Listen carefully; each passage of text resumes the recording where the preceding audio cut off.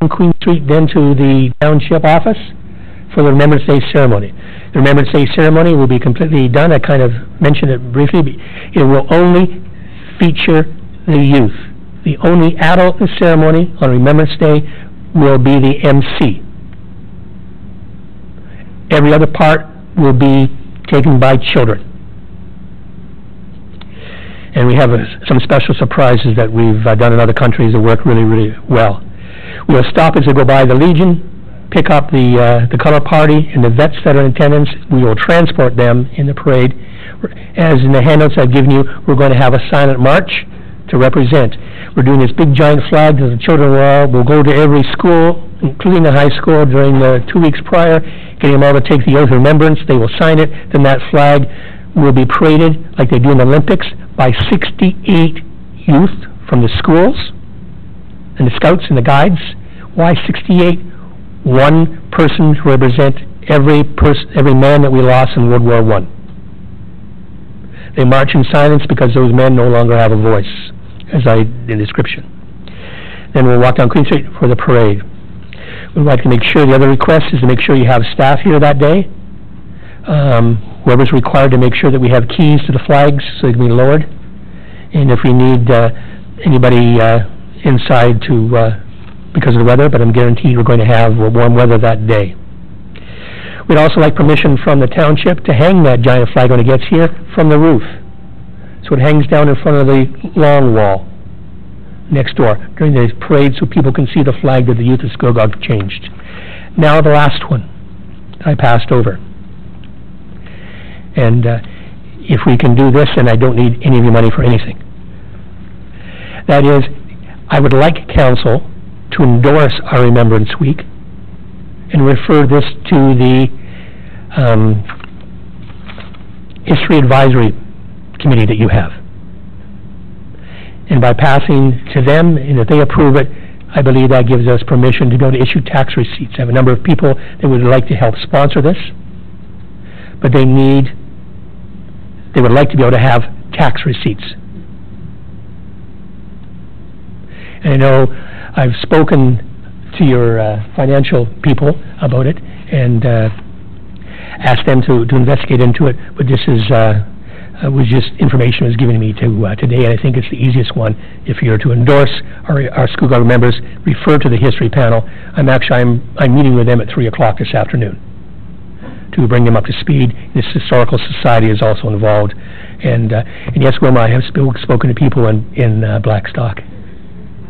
I knew you would, and they're trying to put together a committee, and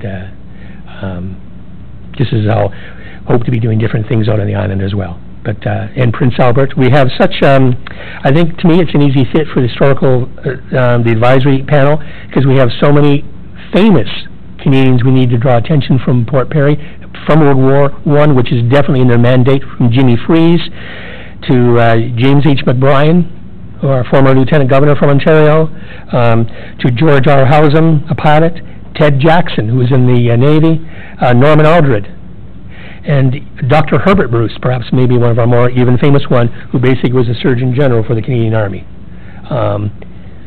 Port Perry has a chance here, folks, to lead the entire province and definitely Durham region in what we've got celebrated from September on, and I think you would agree by looking upon our schedule, all the activities we've got planned. The Mojacks are having a hockey night, just like they do at the Maple Leafs, and they'll be wearing camouflage sweaters. If there's a group, they are either already involved or in the process of approving it. I've tried to reach out to every sector throughout our township, so everybody is involved. That's it for me, unless you have questions. Well, thank you very much for taking this on. I know this is a great deal of work, time, and effort, but I know you're passionate about it. You've been involved so much from being a local history teacher as well as tours of for Vimy Ridge, and I want to thank you for all the effort and time that you're putting into this, because I know that all the work just from December from now, I can't believe all that you've accomplished from that time period. So I know it's just going to keep escalating and getting to be more and more. So thank you for putting all this forward. So I want to start off, definitely there's going to be some questions here. Start off with Councillor Drew. Thank you. Again, thank you for your presentation, and thank you for all of your work. I know I was on one of your trips to Hong Kong in 2005, right? Yeah. And a lot of work goes into those efforts and trips, and you've carried on even in your retirement with that passion. So certainly appreciate all the work that you've done, and when the time is right, Mr. Mayor, I would make a motion to refer all of the township requests to staff for logistics and recommendations to move forward on this Scugog Remembers initiatives. Thank you. Okay, Councillor Back. Thank you, through the mayor, and thank you again. I know we met, I believe it was with the library board many months ago, and I'm glad to see this all evolving, and I want to see it when it's actually in action. It's amazing. Now, with regards to the decals for the children, will those also be going to the 2 private schools in town? Yes. Perfect. And also offer for participation in the parade as well? Haven't got down to that nitty-gritty yet. I would also like to have it to for all the hockey teams that are playing as well. We've checked out everything, like we can't have them put on hockey helmets because that voids the warranty. So there's different things. A lot would depend on how much money we can raise for the decals, how much the group that wants to sponsor the decals they're willing to raise. So there's a limitation. We know just in schools, every school, from the smallest at the little schoolhouse to the biggest, we need 2,000. So we've got, I believe we have the funding for that. But now there's a lot of duplication and to take place.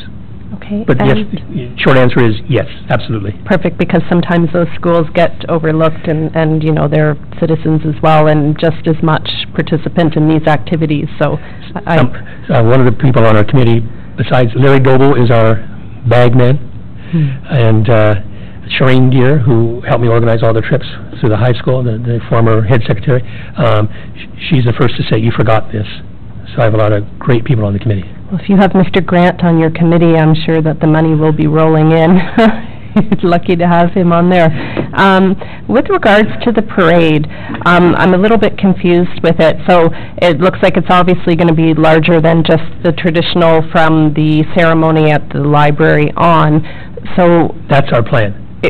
So when they're coming from, is it from the Legion or the fairgrounds starting? Well, even Shireen's come up with a better idea than that. She's concerned that maybe that's too long for some of the younger children. So she suggested we start at the high school. So the Legion would start first, and they'll be mobile, either in horse-drawn carriages or in vehicles. They will pass by the high school, the football field, where the parade will join them, up to Queen Street, then down Queen Street to turn here at the corner. And that, obviously, the mobile aspect will be our veterans? Our veterans, yes. And leading the parade? The leading the parade will be the flag. The 68 voices that don't have a voice. Perfect. With regards to, I know you had something there for the 1,500, you have time also to come to the grants committee. You've already given us some money towards coverage of the rental of the halls. So I'd be more than pleased to ask for more. But if my honest belief is this, I think we have enough money, guaranteed, if we can use the charitable number. Perfect. There's enough people that want to do that. I don't need for you. There's one event on here. The only one that I'm willing to throw away at this point is the second dinner on the 10th, where we want to pay tribute. I didn't go over that. We want to do a second dinner. There's the first dinner, which opens up the week on November 3rd, the traditional dinner at the Legion. Then we want to do a second dinner on the 10th. And at this dinner, we would like to invite family members of the 68 that died and pay tribute to them. But I want that to be a free dinner for them. And that would be dependent upon government grants, and that's where we're asking for the money. But everything else, the money is, I mean, my most expensive thing is bringing Mark Zulke in, and I've already got that covered. I mean, I've raised the $5,000 for that. Perfect. Because he's coming all the way from Vancouver Island. We have to pay for his hotels. And while he's here, I'm having speaking at schools throughout Durham region. and also having gone to our neighbor to the north, up in Cannington. I have two more questions. With regards to the parade, because traditionally at the library, there's a ceremony. We're going to have that ceremony up at the, wherever we start from, at the high school or at the fairgrounds. Okay, so then that's got all approval from the Legion, and that The just... Legion's on the committee. Perfect. At every meeting, they're hosting it. Okay, because I know that's important. Absolutely important. As I said, Yeah. they should be as advisors, not as organizers. Okay. And they approve of everything we've done so far. Barb Dope is an active member of our committee. She's the president of the Legion. No political speeches here. Only political speeches allowed will be at the starting point. The focus of our Remembrance Day is children and the veterans. Any politician does not show at the beginning of the speech. Somebody is not going to read their letter on their behalf. As it should be. It Yeah. should be about the people. If they're not there, they don't speak. Right. And one last question to our treasurer. How did we go about the charitable status? Through you, Mr. Mayor. Unfortunately, I don't think that we will be able to utilize it. I don't believe the Historical Advisory Committee is one of our committees of council. I've been told that it is. The Heritage Committee, the Heritage Committee, sorry. Okay. Okay. So then, I'd have to look into it a little bit further. But as long as the township is running the program, then we can write charitable tax receipts. Just as a follow-up to that, Mr. Robinson, that's my question too, was about the charitable receipts, and if we are, not running it, it's more of an advisor. That's why I was just wondering if there were other people that had charitable numbers that you've talked to that are possible. I've checked out everything. The Legion doesn't have a charitable number.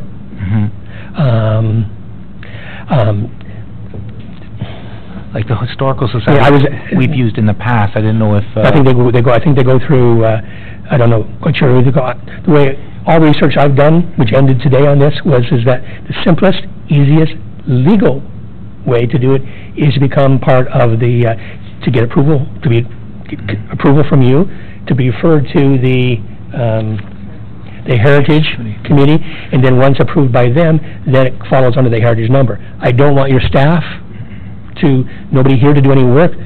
When we designed this, it was designed in such a way that every group, when you look at that week of months of events, everybody's running their own events, and they are financially responsible for each of them. Like, we have no fiscal responsibility towards what the Mojacks are doing. They're completely on their own. They're looking after that. The only thing that I need money for is the big events. We have to pay expenses for the people to set up on the main street. And our goal is to bring in thousands of people that day into downtown Port Perry. No, and I know what you're saying. I just didn't want it to kind of go offside with our requirements for charitable status and being lead on it. And I understand it's a delicate matter. Yeah. And your finance department actually asked me if it was time, do we have time to get our own charitable number? That process takes 2 to 3 years. And I've been that route before with other things I've been involved in. I was on the advisory panel for the Bowmanville, for their museum down there. Just so I know, what kind of fundraising are you looking at doing for it? Is it a bunch of individual ones, or is it like a couple of larger sponsors? It's both. Okay. Individual ones to the overall fund. Okay. Like, one thing we don't need money for is the Mark Zolke one. But money, we're one of the few cities in the world being allowed the opportunity to show the world remembers, and we're getting it basically at their equipment cost. Okay. No, I think everything is fantastic, looking forward to it. So I just want to come back to that, just to make sure that we don't go offside with that. Councillor Back, were you done with your questions? I think I have another one. So I'm on the Heritage and Museum Committee. Yes. And so I won't be able to make the 3 o'clock, but... I'm hoping I can. Yeah, you will. It's a short commute. So you're going to go to them, but then overall, because it's an advisory committee, has to come back to us. I would think if this has to be for charitable status somehow linked to the township, if it's at all possible, if the finance look into this to ensure that it can happen, because we want it to be able to happen, we would have to then appoint a counselor onto your committee. I would think at least there's some sort of township representative. I know you offered that, but I think that would also have to be a must, would it not? Whatever it takes. I don't know if, because I know if there's finance, Sorry. look in the finance department, if you want time to look, to get back on that, I don't want to put you on the spot, but if you had something to add now, then...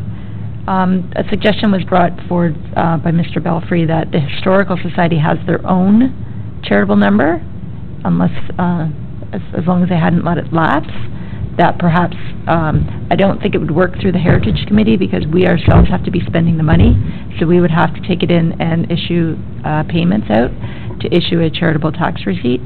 But perhaps if the Historical Society or...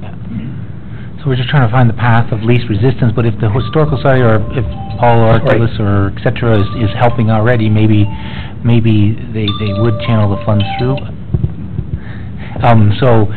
But let's come back to that, because there's more questions. So Councillor Kett was up next.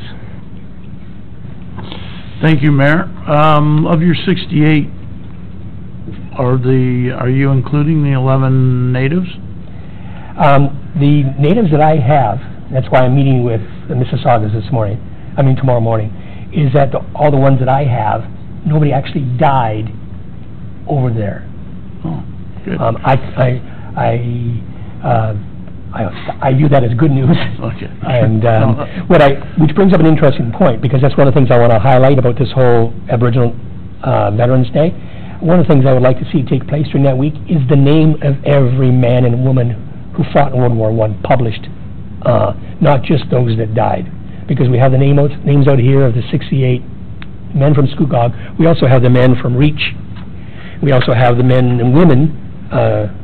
We have the most awarded women nurses in Canada from Greenbank. Want to highlight everybody. I mean, Scugog Place, and we had 5 men die 101 years ago today at Vimy Ridge. See, and that's a good point, because when I bring up, my point is that it isn't just the people that went to war either, it's their families that suffered being here and not knowing. So, I mean, it's a long trail for all of us.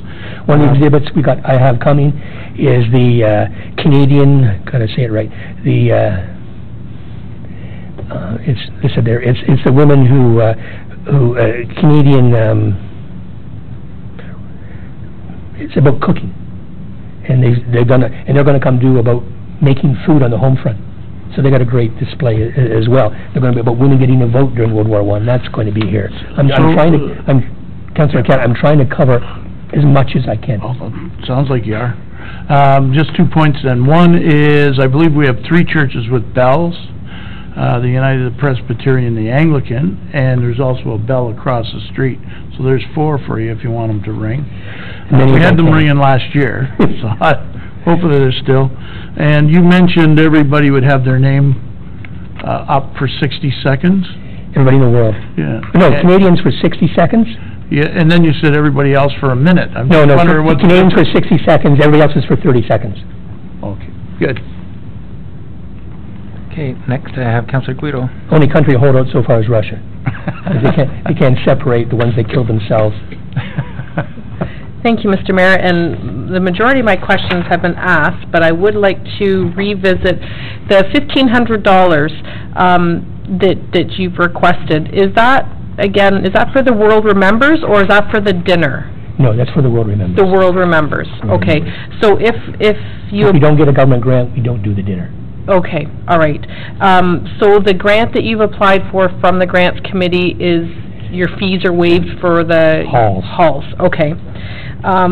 My next question is, the township staff on the day of, typically there are a few members of the township staff here to set up chairs or open doors.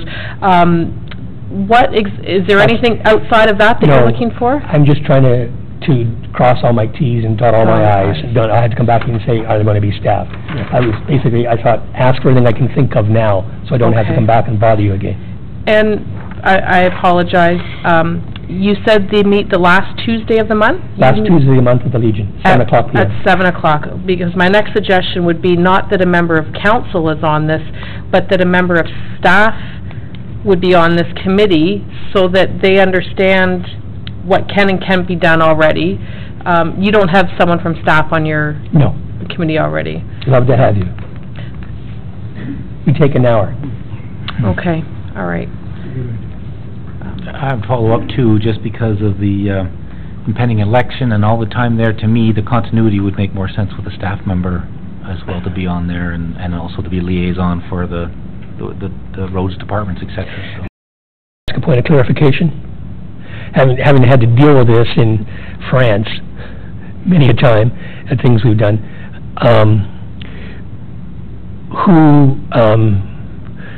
in France, the whatever level you're dealing with, it's always the current, even if it's the outgoing person in charge. For example, during this, I assume you will be the mayor and not who is elected, be it you or somebody else. Because it's still, I know it's a fine line, but just so we know, because we have to print things beforehand.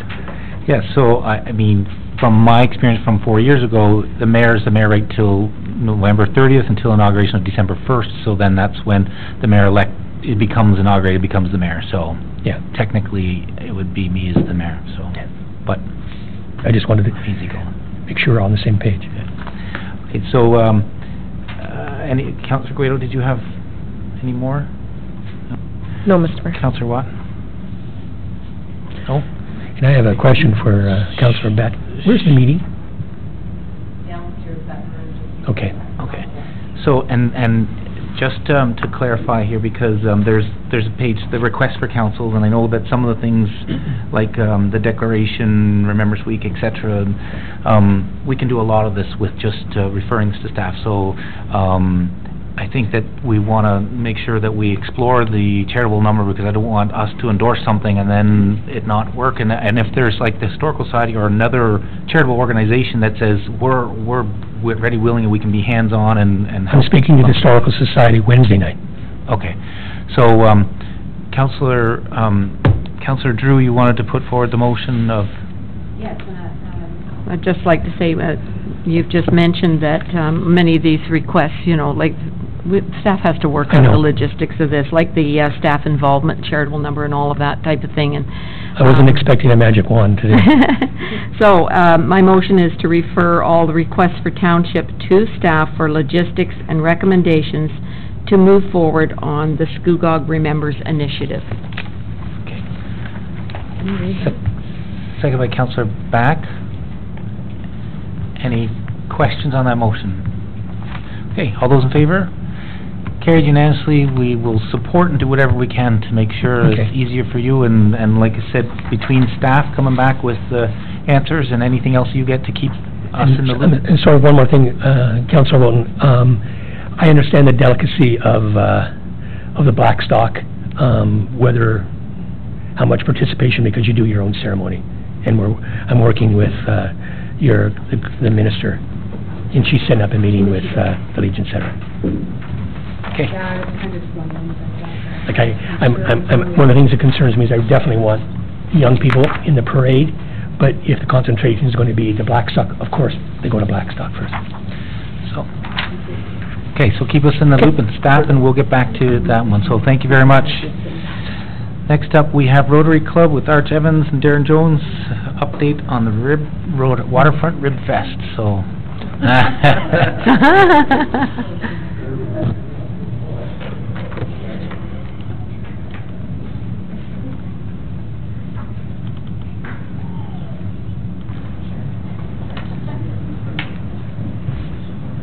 Your worship, regional councilors, staff. We're here on behalf of the Port Perry Rotary Club to make a presentation for Rib Fest 2018. I'm Mr. Piggy, AKA Arch Evans, and Darren Jones, another one of our members. You do know there's a series on FX, American Horror Story, who has a Mr. Piggy in it, and just up to date on it. So. Yeah. Well, we have our PowerPoint here, and presentation will outline the Rotary Club of Port Perry event highlights, park and site, preliminary layout, wrap-up, and requests. The RibFest committee and Rotarians are present. Rotary International, 1.2 million members, 35,000 clubs in 200 countries. We volunteer and serve since 1905. The Rotary Club Port Perry, proudly serving our community since 1981. We have currently 31 members. We gain some and lose some all the time. Registered charity, of course, not-for-profit. We have quite a few international projects, as most of you are aware of. Local projects as well, gazebo, boardwalk, seniors Christmas dinner, and Camp Scugog. Financial support for the Memorial Library expansion and new Caesarea Skate Park, and Port Perry Hospital renovations. Our support for the Oak Ridge Hospice of Durham this year, our RibFest again will go to help continue our commitment to them for $150,000. The RibFest this year will be held on July the 27th, 28th, and 29th, rain or shine. And the hours will be Friday and Saturday noon up till 11, and Sunday noon till 9 p.m. We'll hold it as previously in Palmer Park and the North Ball Diamonds. We are expecting over 25,000 people. The Rotary RibFest has been popular. It's a family event. I think it helps with tourism and the economy in the town. It brings people here. This year, the net proceeds are to go to the Oak Ridges Hospice of Durham. It's free admission, and donations are accepted, and those are collected by the Hospital Auxiliary. We have live music, Five Rivers, draft beer, coolers, and more. This year, rather than the midway, we're going to have, for the kids' zone, inflatable games. And we're looking forward to that. It'll be something new. We have a picnic area. Public access will be maintained to the splash pad and playground.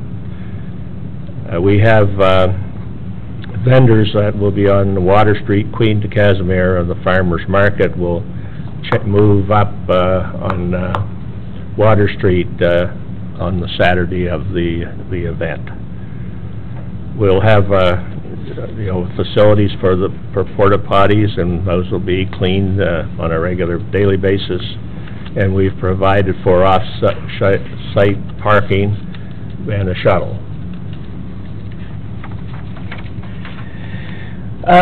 The Port Perry RibFest is a green event. We are highly into recycling and composting. We have a team put together who takes care of all of that during the event. We have heard that we're one of the cleanest RibFests around. Same with our porta potties. We have a cleaning service come in and clean them all the time to keep them up to standard for all the people, thousands of people coming through. The Falcons are back again to keep away the seagulls, keep us in clean park again. And we have been communicating on a regular basis with staff, township staff that is, and we have communicated with the BIA, Water Street businesses, the Farmers Market, and live music every day on Friday, Saturday, and Sunday. And we'll have headliners from 8:30 till 10 p.m. There will be a headliner band. And the music is for all generations. Significant undertaking for the Rotary Club. This is our third RibFest. And of course, our major risk is the weather, which we found out in 2017. It was tough Friday and Sunday. Of course, without our volunteers, it would be almost impossible for us to have, or would be impossible for us to have the RibFest. And the volunteers are around 150 plus, and We have 45 people that are registered with Smart Care, or Smart Service, rather. And, of course, advertising and signage is covered in the staff report to council. This is a copy of this year's layout. Not much has changed from last year. We're keeping the same basic plan. It seems to work. We've moved the stage a little bit, but other than that, just to get a few more vendors in, we moved the stage. Port Perry, the Rotary acknowledges and appreciates the fantastic support from the town staff. We couldn't do it without them. There's no doubt about that. You guys are great to us. Council, special event policies, and waiving of the fees. And we would like to offer the township our platinum level sponsorship, which is our highest one we have. We don't have any higher at a $7,500 value. We have the RibFest committee supports and recommends in the staff report. Also, our requests to councils this year are that, first of all, you guys accept our offering of the platinum level sponsorship, and to waive the fees of the use of the Lashman Center that we use for our headquarters and emergency uses, fire inspection, hydro, and Scugog recreational parking lot fee. Also, to permit the Rotary to include the licensing of Water Street, Queen to Mary, east of the center line, same as we did last year, for application to the Alcohol and Gaming Commission of Ontario. That is our 2018 RibFest presentation, and thanks to the township staff and council for their support. Thank you very much for the update and also everything that Port Perry Rotary Club does and that represents, and we know that as a council, by us assisting where we can and waiving fees, etc., it's a small contribution to all the work and labor that goes behind it. So we know that the funds that you raise it's completely full voluntary, and all those proceeds come back into the community one way or another. So on behalf of council and the residents and the staff, we greatly appreciate all the time and effort, and I know Rotary is a very fingerprints on so many initiatives and capital projects and around the town, and namely, like currently the hospice, but we know of the past contributions to the hospital or skate parks or parks, etc. So we're very, very appreciative, so thank you. I do want to pass it on to council for questions, and we'll start off on this side, this thing, Councillor Kett. Thank you, Mayor, through you. You have a $7,500 platinum. Are we paying for that, or are we? No, that's in kind. That's our gift to you Gift. guys. So we don't even have to pay the balance between the... Okay, so I have some other concerns that are a little more. The BIA, are you working it out with them and the main business people in the main? Have you done anything more than just contact them? Is there anything that you can pass out of theirs, or advertising material, or have it available to people? Is there any talk about that? We haven't offered that this year, but last year we did offer the VA that opportunity, and nothing was forthcoming. Okay. So and we'll do the same again. It'll be out there again, yeah, sure, right. Beautiful. Okay. The vendors, now there was a bit of problem with people vending ice cream in front of ice cream stores and that. Are we looking after that a little better this year? Yes, we are. Okay, great. That problem solved. The last thing I have for you is, I noticed on our write-up from council here that there's, we won't be able to have our music in the park on Sunday because of the RibFest. Have you spoken with anybody about that maybe they could still have it at the RibFest, or? Well, it would be very difficult to do that, to have, because they use the gazebo for their event, and we have other activities planned around it. And it hasn't really been a problem, I don't think, in the past 2 years. No, I'm not saying it was a problem at any time, I'm just wondering if you put your outreach to them and said, you know, come to our stage, and if you want to perform, or that's all. No, we haven't done that. No. Okay, that's fine. Thank you, Mayor. Next up, I have Councillor Back. Thank you, through the mayor. And again, a ton of thanks to a small but very mighty committee or club organization. It's amazing that 30 or 31 people can put off this event, and it's really one of the best-run events. You would think that you had an organization of 500 or more. It's unbelievable. It works like clockwork. I do wish you have better weather this year. I was there on the Friday. That was, it was a wild summer last year for many of our events. I had a question for our chief, but he seems to have left the room. Perhaps our treasurer would know, because I do have an addition on our motion for the waiving of those additional fees. But I don't know, last year, did you pay for the fire inspection? No, we didn't. No, we did not. Okay. Do you know what that fee is, Diane? Unfortunately, no, I don't. Sorry. Okay, so, for the mayor, that, other questions be allowed, but that, when the time comes for the addition for the waves to be there's my dyslexia, the fees to be waived, if, in addition to the use of the parking lot at the SCRC, for the hydro for the days of the event, and the Latchin Center booking include also the fire inspection fee be waived. And I don't know what that amount is, because I did have an amount here. Bernie is here right now. Oh, there you are. Thank you. How did I miss you? Did you want to ask it again? Chief, what is the cost of the fire inspection? Through you, your worship, you're testing me.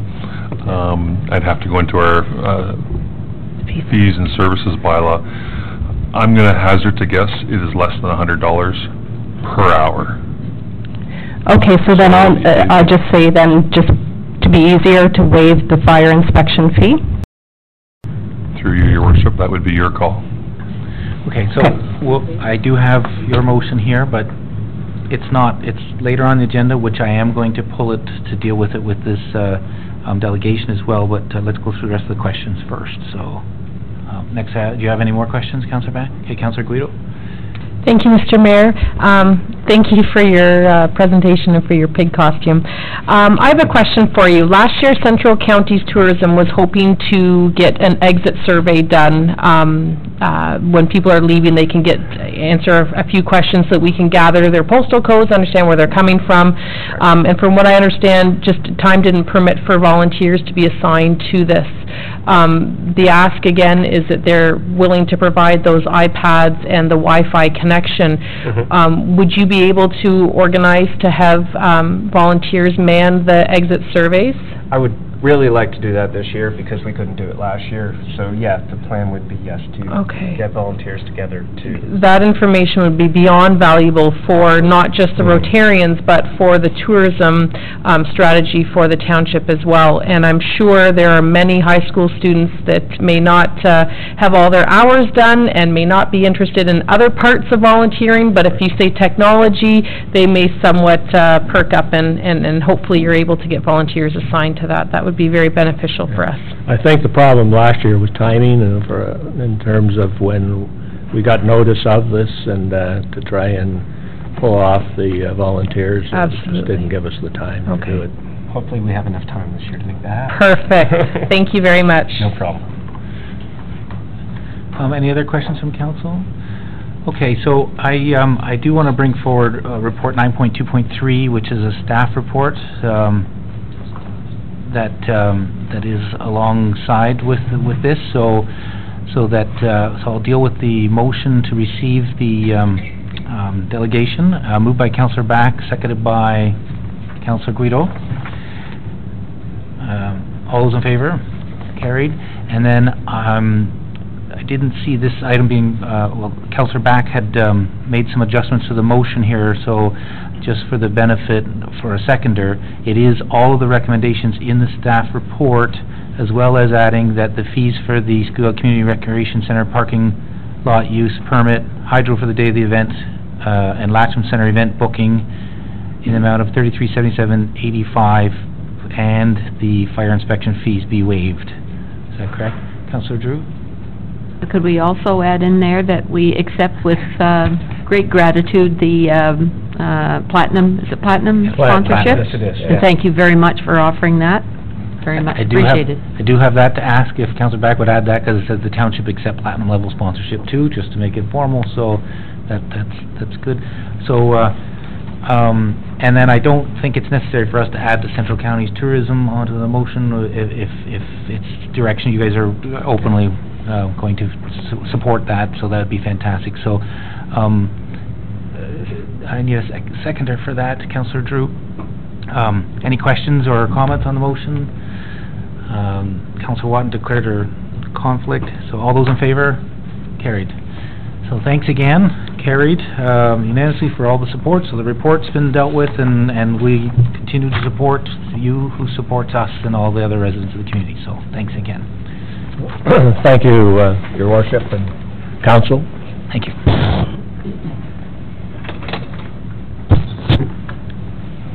Next up, we have my declared pecuniary interest, so I'm going to leave the chair, but we'll call up Mr. Carpenter for the Scugog Environmental Advisory Committee.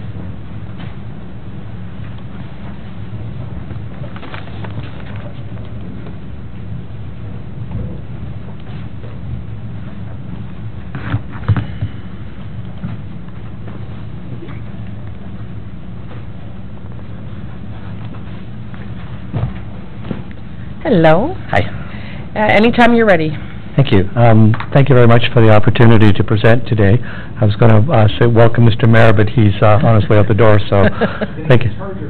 Perfect, thank you. Thank you, councillors, staff, and members of the public. I'm going to be giving a brief presentation on the annual report for the Scugog Environmental Advisory Committee. You'll notice there that it says that I'm past chair. The information you had before said that I was chair. I stepped down as chair for the next cycle. I've been chair since 2014 when the committee was first formed, and I'm not resigning from the committee. I intend to stay on, but I think it's important to rotate the chair periodically and make sure that all the fresh ideas are there as well. We were created in 2015, as it says here. Actually, the genesis of this was actually in 2014, but officially it came into place shortly thereafter.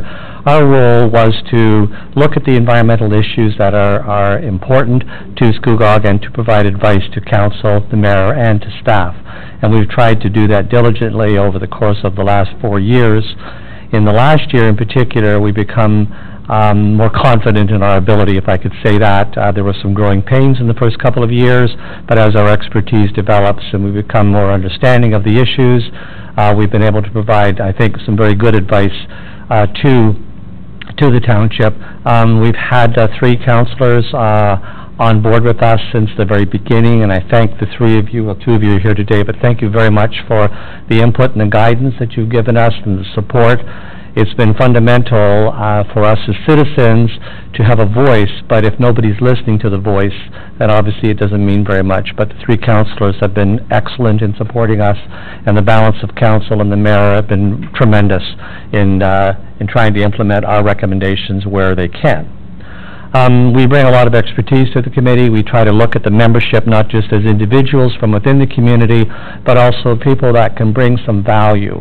And we have a lot of expertise with respect to our own backgrounds, which we bring here, whether those are some of the things that are listed here, or other types of engagement that we've had.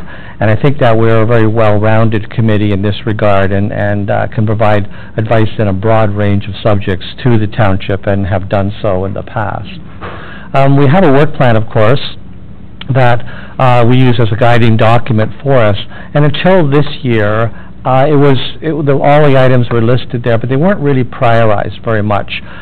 We tried to work on them as they came forward as an issue, whether that was an outreach or a learning experience or some kind of a physical activity that we would try to implement and undertake on behalf of that. But it was becoming a bit problematic for us, because if you have too many things on your agenda, then you don't necessarily do a good job with all of them. So we decided this year that we were going to actually try to prioritize the work, and you can see there that we've sort of put the list of the four, on the left-hand side, the bottom of the column there: the invasive species, the tree registry, bottled water, plastics recycling, and then climate change, as the priorities that we wanted to try to focus our attention on. That didn't mean that any of the other priorities or the other activities within our work plan were going to be ignored, but we put our energies where we could for the best bang for your buck, so to speak. We had a lot of successes here. One of those was specifically with respect to invasive species. We had a student work for us last year. We linked up with Ducks Unlimited and with Kawartha Region Conservation Authority to try to put a framework in place to establish a benchmark where we could look at a couple of the invasive species that we consider to be problematic now and in the future for the township. Specifically, the Phragmites issue was one that was of huge importance, because it does truly represent a plant that will take over our wetlands if we don't do something about it. It is expanding year by year, exponentially, not at a very slow rate. So we have put recommendations in place. We are one of the first communities within Ontario to actually do a complete mapping of the entire township, so we know exactly where the problem is. We've assigned priorities against each of those, and then now we want to try to implement some strategies to try to start to eliminate that particular plant within the township. We also recommended to township that they adopt a clean equipment strategy. Presented documents to them last year. I don't believe it's been adopted in full yet, and correct me if I'm wrong on that, but I would like here to encourage you to finish the discussion, the staff review of that, and hopefully make a decision favorably to put this in place, because that is one of the major mechanisms that this plant will spread. We're trying to work with plants that are not everywhere, but they're widespread, and if we can sort of limit how much further they go into the township, it'll be better for us. There was also work done with the Nonquan sewage treatment plant, where we've been trying to enhance the wildlife habitat there.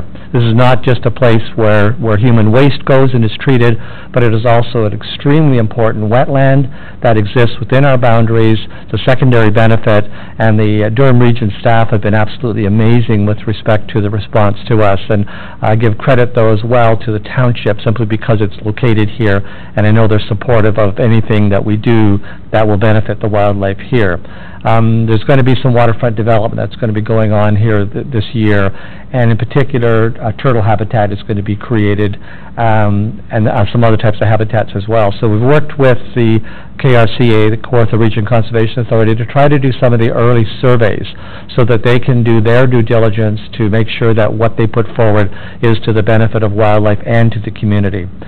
I co-chaired the climate change workshop recently. This was in cooperation with the Durham Environmental Advisory Committee.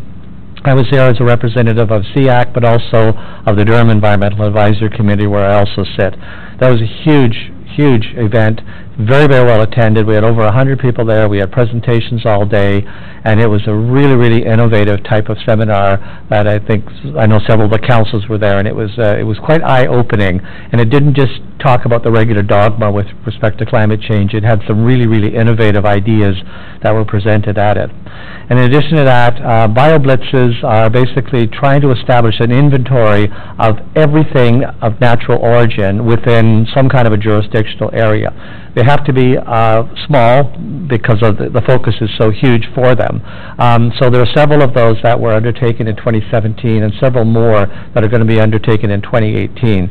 So we work with the local naturalist clubs primarily to make sure that there's some kind of representation there to ensure that the mapping is done and that somebody who needs to know about what's there is advised of the results, so that whatever actions might be taken, whether that's species at risk protection or whatever, that the information is available freely to whoever has need of that. So there are some good successes there. There's a list of delegations that we had here in 2017. Our goal is to actually have one at every meeting that we have. Logistically, we can't always do that because you can't necessarily get a speaker for every one. But we were able to have the 6 that are here, so we're quite successful really with respect to how many we had. We're not just trying to get somebody to come and talk to us for our amusement. We want that person or persons to come and provide some value, whether that's outreach for us, whether it's a new partnership we're trying to develop, or it's an educational thing, or a report on some kind of a project that we think would be of interest to the township. So we are quite selective in how we choose the speakers for these types of events. We'll continue to work with linkages, of course, because linkages are how you get things done, whether it's you need money, you need resources, you need advice, you need expertise. You have to have the linkages there. So we have sort of rebuilt on several of the linkages that we've established in the past. What you'll notice is a couple in the middle, the DAC, which is the Durham Environmental Advisory Committee, and the Durham Roundtable on Climate Change. Those are new linkages that we developed this year, both of those through that Climate Change Forum that I mentioned before. And we see in the future some values here with respect to how SEAC can operate, particularly with the agricultural one, because we don't want to operate in isolation of the agricultural community. What they want is what we want. We just kind of maybe have a different focus at the start of the process, but the outcome is similar. And obviously climate change in all its elements is important to Scugog and Durham and the world. So we need to have those kind of linkages where we have access to the expertise and can use that in making recommendations to council. For the future, we want to continue to work on the work plan to make it more fine-tuned, to deliver on some of the projects that we have in mind. It's fine to have a lot of projects on the table, but you have to actually do something with that information and bring them to fruition. So we are working with respect to that. There is sort of a new format for the committee in the sense that now this came through the township with respect to financial accountability. We've always had a small budget before. We now have a secretary that's been appointed at the request of council or the township, and we will, not that we haven't mapped any expenses we've had, they've been small in the past, but we will follow all of the protocols that are being put in place by the township with respect to that.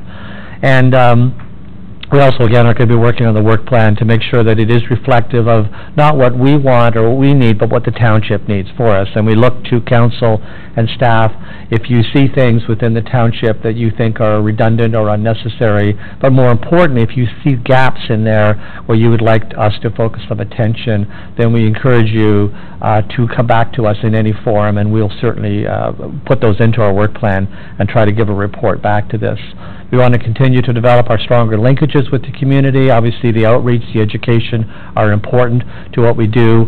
We want to have a greater student engagement protocol as well, because really we are primarily a group of adults, if you will. Not the students aren't adults, but you know what I mean, the older adults. And we want to make sure that we have that fresh voice of the youth in here. I'm not quite sure how we're going to go about that, but I would like to suggest to our SEAC committee and through them to council that we maybe consider having a student representative directly on the committee at some point in the future. I know we'll be looking at new membership in the near future, and maybe we can make that recommendation at that time. We want to try to complete some projects as well. So it's, as I said, it's fine to have a lot of projects on the table, but things like the tree registry, those are things that are doable on the short term. We can get that process out of the idea stage into the implementation stage, and that's something that we would like to focus on this year. And then more discussions on the plastic issues within the township. Their worldwide concern, of course, is rising for them, and maybe we can do our little piece with respect to that. And then, of course, we're going to continue to work with our various partners, which include the conservation authorities, and I'm very proud that we have representation on the committee from the KRCA in particular. So that's my quick report. Thank you very much, and I'll take any questions you might have. Thank you very much, and thank you for all that you do on the committee for the community. We truly value your time that you put into that. Questions from members of council? Councillor Kett? Thank you. I'm just wondering, in the last meeting, I'm part of the committee as well, we brought up the fact of the Greenbank landfills and not getting any reports to that. Have you mentioned anything about that to anybody else in the township? I wasn't at the last meeting, so I'm at a bit of a disadvantage. I'm not sure what the outcome of that was, but I can take it back and the next meeting, which will be this month. Yeah, I think they requested, and Councillor Somerville was there as well, requesting it, that they wanted a written report with somebody every week, or every meeting. I'm sorry, I'm at a disadvantage, Yeah. Okay. Sorry. Mr. CAO can address this. Thank you, Madam Chair. I did see the minutes in that regard, and it was a request about more information on field operations, as I remember seeing it, Councillor Cutt. And the representative on the committee was going to endeavor to provide some regular updates. Written updates are difficult in terms of what can be said in a written report. Some of these are litigious, and also just in terms of our capacity to provide written. But on a regular basis, verbal updates we can continue to do. With respect to Greenbank, staff will be reporting to council on the progress of the that matter, and we at this time have that scheduled to come at the end of April. The latest it will be in May. But as you know, and council can appreciate, that is also a very litigious matter that's being worked on in confidence for the most part. Thank you. And then can I ask the CAO through you, Chair? Will council for the township be present at that meeting? We can go over any of the questions that council have. Through you, Madam Chair, absolutely. This will be a report to council I'm talking about. Near the end of April, we're actually this time planning for the April 30th meeting with our lawyer. Yep. Yes, so that was, and if not that, it'll be early May. Great, I would, if I could just add, we have, from the genesis of the committee, had a standing agenda item where township staff would give a report on what we call the soil issue. We didn't want to single out Greenbank specifically, but where they could, the various directors have given us updates that were appropriate, understanding the legal restrictions with respect to that. Yeah, and I appreciate that, but I mean, the comments that were coming from the committee are every meeting we have, it's the same thing, that we can't say anything, so that's good that it got addressed. Thank you. Any further questions from council? All right, thank you very much for your presentation. Can I have a motion to receive the presentation? Moved by Councillor Drew, seconded by Councillor Watton. All those in favor? Carried. And at this time, I'll also like to bring forward Report 9.2.4 that speaks to the work plan. I need a mover and a seconder for this, please. Moved by Councillor Back, seconded by Councillor Drew. Are there any questions to the report? Yeah, I'm not looking over on that side. I'm doing the same thing that the mayor does. I apologize. Any questions on the report? Okay. With no questions, all those in favor? Carried. There you go.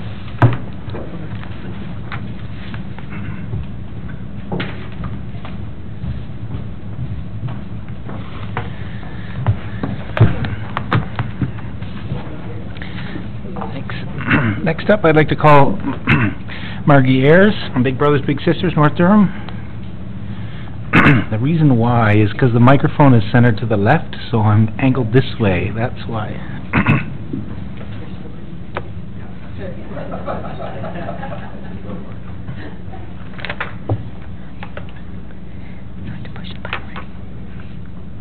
Hello. Good afternoon. How are you?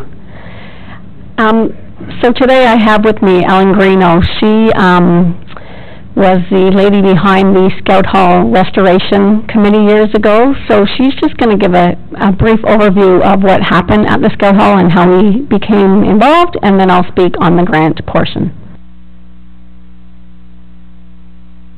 Or you have to hold it down? Oh.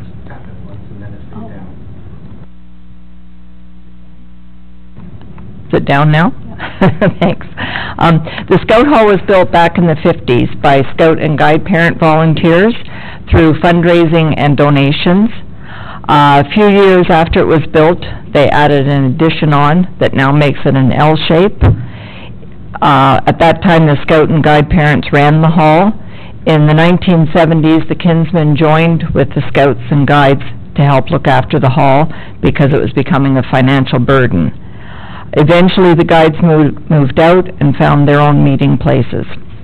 Over the years, the Scouting numbers dwindled, and the Scouts were finding it difficult, and they kind of moved out of the hall, and the Kinsmen took over the hall and ran it until 2003, when they could no longer look after it.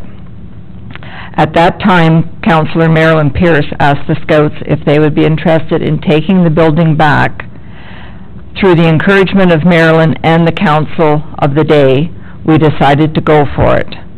We formed a committee. Most of the people that were on that committee in 2003 are still on that committee today, and we've added a few new members. We had to do a structural review to make sure that the building was sound and worth keeping, so we hired an engineer at the expense of the committee, and they told us, yes, it was structurally sound. They made some recommendations, which we followed, and we had to reinforce the roof. The Scout Hall Restoration Committee then teamed up with Big Brothers and Big Sisters of North Durham to share in the renovations of the building and looking after the building. We received a grant of $70,000, numerous donations of labor and material. We totally renovated the upstairs of the Scout Hall, right back to the studs. And in 2006, we opened the upstairs of the Scout Hall, making a permanent home for First Port Perry Scouts, Big Brothers and Big Sisters of North Durham. At that time, the Scouts had about 50 members. Today, we have over 100. Big Brothers and Big Sisters at that time served 59 youth. Today, they serve 300 youth. In 2008, we went back to Trillium and secured a grant for $72,000, continued to get donations of labor and material, and proceeded to gut the entire basement and renovate it, giving us much more space for our programs. Since completing the renovations over the past 12 years, we've also put in central air, repainted the exterior of the building, installed heating cables on the roof to help prevent ice buildup, waterproofed part of the basement, built a new porch on the north side of the hall, replaced the top boards on the ramp on the south side of the building, had the building rekeyed, making it safer and more secure, replaced the main exterior front door on the south side of the building. We've allowed the Lions Club to meet in the basement of the Scout Hall free of charge because they're a small group and they don't have anywhere else to go. They've given a small donation, but we've allowed them to be there. We've allowed the Humane Society to come in for a few years to use the hall free of charge when they were doing their calendar. The last 7 years, we've had a scrap metal fundraiser to raise funds to improve the building and look after it. The township plows the parking lot for us, which is greatly appreciated, and cuts the grass every summer. However, we remove the snow from the ramp and the sidewalks, and we look after the garden. Big Brothers and Big Sisters look after the rentals and all the utilities. Together, the Scouts and Big Brothers and Big Sisters take care of the regular maintenance and repairs of the building. So that's where we are today. So, I'm here because we have a program that we piloted last year through a seed grant that we got from Trillium. And it was so well received by the parents and the children that we serve that we would like to go ahead and apply for a GROW grant. And within the GROW grant, there is an opportunity to have some money for capital expense. If you've ever been in our office, you'll see I have 3 caseworkers in one office. I have my own office. And then I have a volunteer support person, admin and special events person. We do not have a private meeting area. When our parents come in, when our kids come in, and when our volunteers come in, when we're screening them, we're in the big open area. So there's usually someone that walks, in off the street for something. So what we're looking to do is to increase our space in the, I'm going to call it the Big Brother area. So out my window to the north, we're looking to go approximately 500 to up to 700 square feet bigger. It would look identical to the other side of the building, so it would be more of a U-shape than an L-shape we have right now.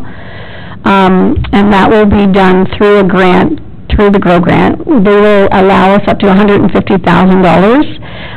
We did meet, myself and Ellen and Terry Voss met with Craig and Diane and Carol to see if there was any issues with us building out the skill hall, and at that time they saw no issues with us building. So I'm here to ask for your support for Big Brothers to apply for the GROW grant capital piece. At this point, there will be no cost to the township except for, Diane pointed out, any fees. So I'm asking if the fees for the development or the site plan, I'm not sure what fees there are at this point. I'm pretty green in this area right now. But the permit, the application, there will be fees involved, and I'm wondering if the township, or I'm asking if the township would waive those fees for us. I may be able to put them in the grant, I'm not sure yet. We haven't dug that deep yet. And the only other key piece is that the GROW grant is due on May 16th. So we're very tight, but we can do it.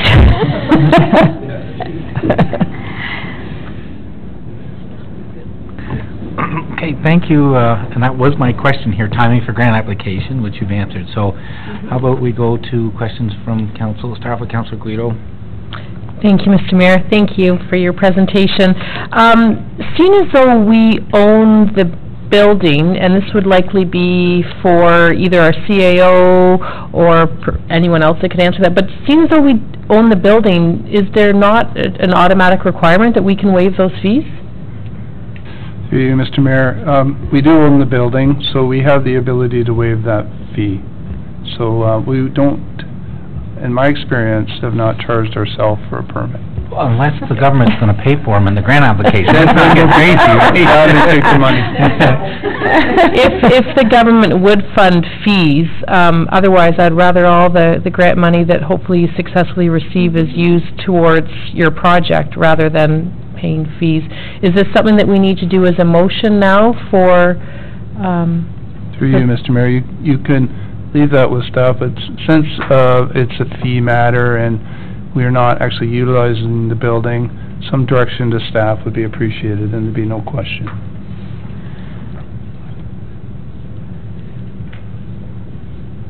Okay, so let's go on with the questions, because anything that is outside of a receive or referral, when it's a delegation, we have to do 2/3 majority to suspend the rules and then to add that on to the motion. So let's go with the questions at this point. So next up I had Councillor Drew, and Councillor Guido asked my question. I'm good, thank you. Councillor Bax next.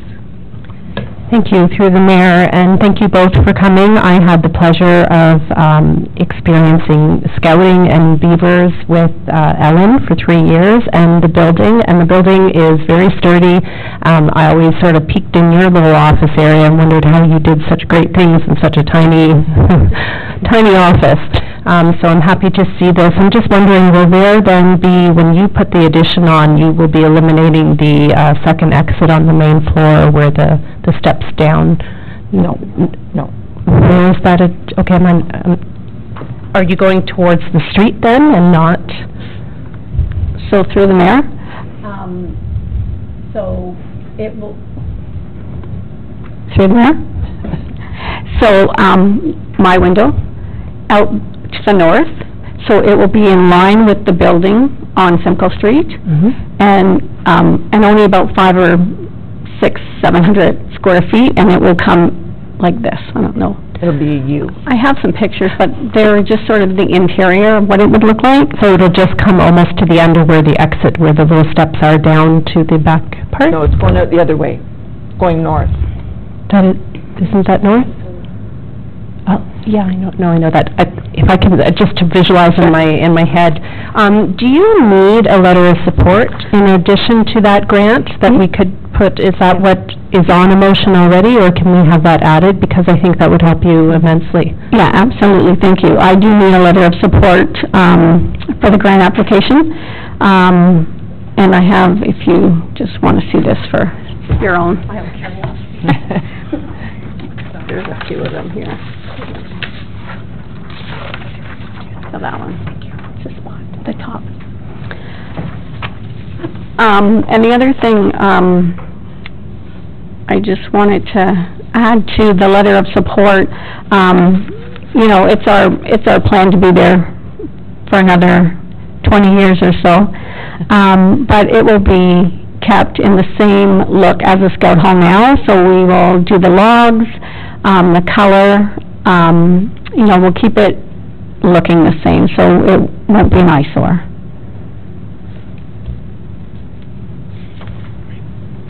I'm just looking at the order here, so I have, next, Councillor Kett. Thank you, Mayor. It's commendable that you have 300 youths that you're looking after. I think that's great. And the only thing I wanted to mention is, anybody thought about going up rather than out? No. No. That's it? So then, next I have Councillor Watton.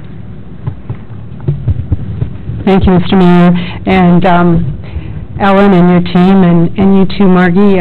You certainly are a fine example of what it takes to get things done when you motivate people and are successful. So I congratulate you on that.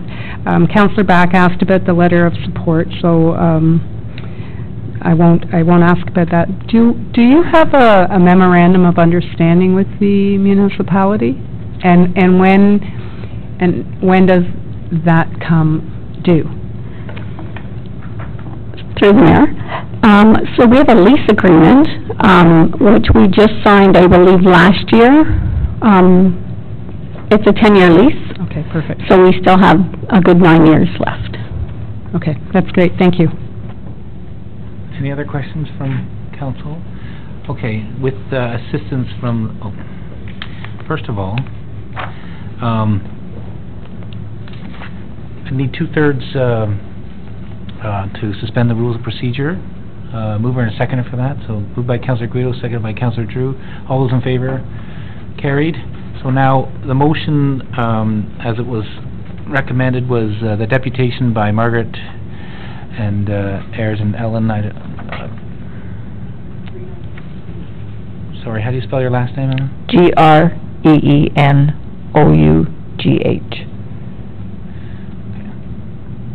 E-L-L-E-N? Yep. Regarding the office renovation of the Port Perry Scout Hall, be received and referred to staff, and then with the help, and I'm looking over to Councillor Guido as moving this, that the building permit and site plan fees be waived for the proposed addition to the Port Perry Scout Hall, and that the township prepare a letter of support for the proposed Trillium grant. It was Trillium it was under, right? Yeah. Does that capture that? Are those all the fees that could ever be imposed on a building, or? To the mayor, it's an addition, so you need a building permit and a site plan fee.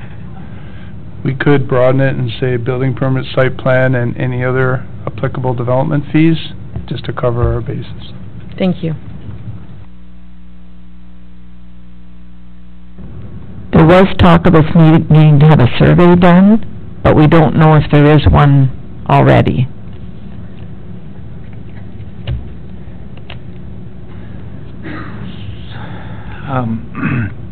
So why don't,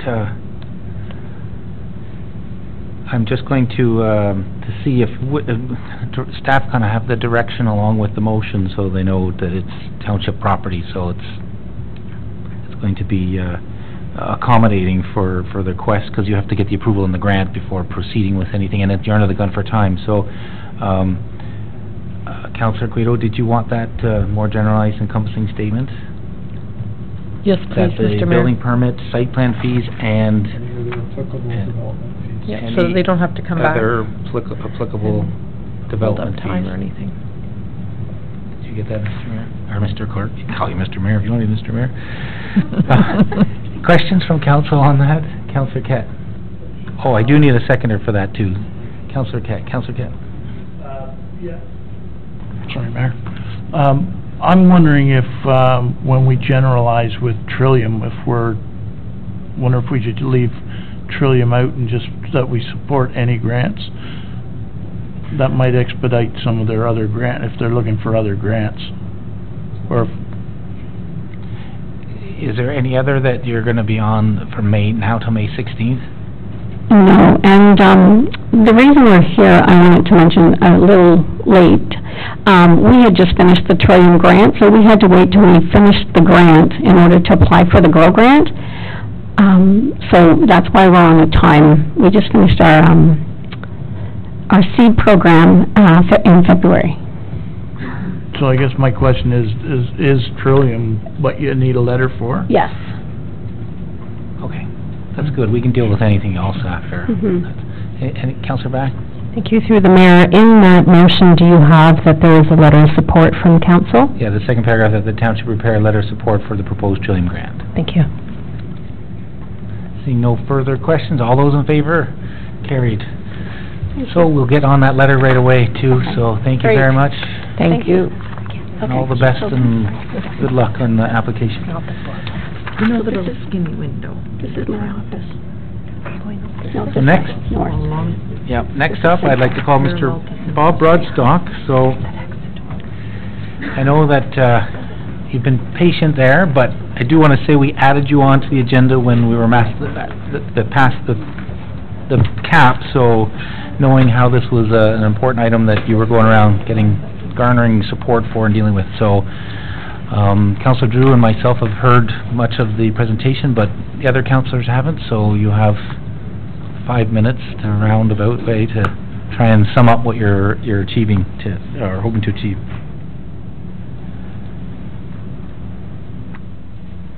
Press and hold it. Is it on there? Is it on now? All right. Thank you, everybody. My name is Bob Broadstock, and I am the president of the Quarter Racing Owners of Ontario. I represent horse racing, and more specifically quarter horse racing as it relates in the entire province, and more specifically at Ajax Downs. I am a local resident, been here about 25 years, and can't say enough about how much I love this town.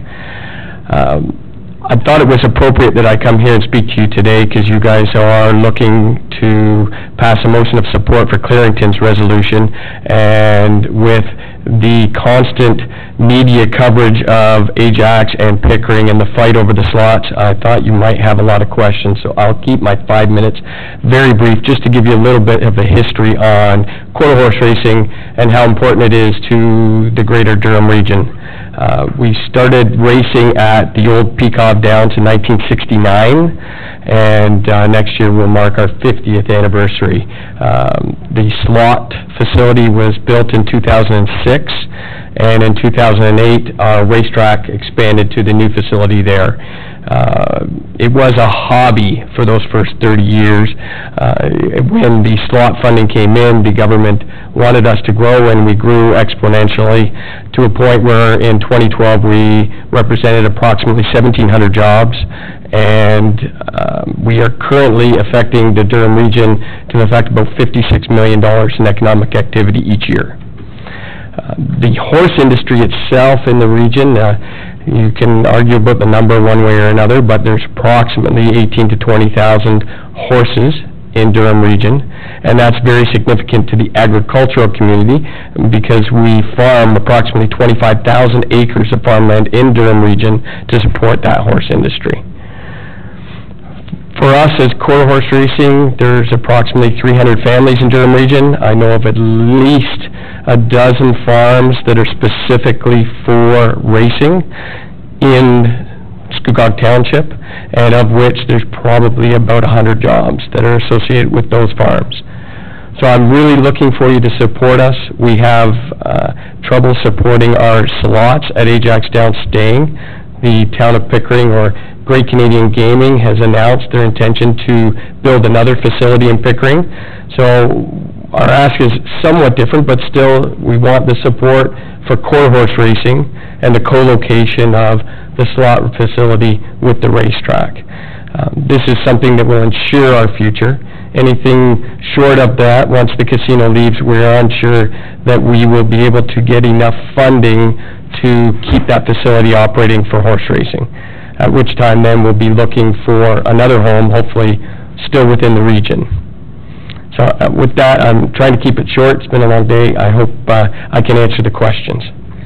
Thank you very much for the Coles Notes version of that, and I don't have any guarantees, but it'll be maybe less of an interrogation today as opposed to the region. But I do want to add some information that maybe didn't have time there, is that obviously it's a very sensitive issue, because we have, you know, the ongoing, well, one, we have a neighboring community, Mississauga Island First Nation, who have a casino. What happens there could affect there. Like, there's so many moving parts to this, as well as, you know, the OMB and all the happenings on the Pickering and the old Ajax casino future, and so it's very difficult for us to get involved, like when you started off saying looking to support that. Our agenda says to receive for information, so I did want to, because I had a conversation with you, to make sure, much along the lines of the DAC, that we support the quarter horse racing industry, we report the related industry to the quarter horse racing. Anything that you know, if your future is up in the air on location, etc., anything we can do to help you with that, I could see us supporting that. And I do know, I also wanted to bring up that there was a receipt, if you want to just touch on the province's funding for the quarter horse racing, just because I do have it here, but you would have more of a synopsis of the key points on it. So yes, for the province's portion of this, the province came out almost 2 weeks ago now in support of horse racing with the long-term funding arrangement to the tune of about $105 million per year, starting next year through 19 years. That provides us with both operational and purse funding, as well as breed development funds for that entire time. So the industry will have the funding, and the operational support will just need a location. And that's what I just wanted to add, is that was news that came after your delegation at Durham Region, so it was the next day, or March 23rd, here, I have it here now in front of me, so it was good news for the operational uncertainty. It's at least covered over the next 19 years. It'll just be the partnership or where you're going to be located, if it's still in Ajax or if it's in Pickering, or who knows where it'll be. But I do want to just reiterate the sensitivity of the topic, because I know just Clarington endorsing that and the sensitivity at the Durham Region, and we're even in a more precarious situation too, with a neighboring community that has a casino too, and the operator is the same operator that is going to be operating the casino. So I do have something here that is, we'd have to again do a 2/3 suspension of the rules, and then a recommended motion for support of the quarter race horse industry, but I'll get to that after we go to questions to you. So starting off with questions with Councillor Drew, and then Councillor Back, and then Captain Guido. Thank you, Mr. Mayor, and thank you for your brief presentation. Quite a difference from the region.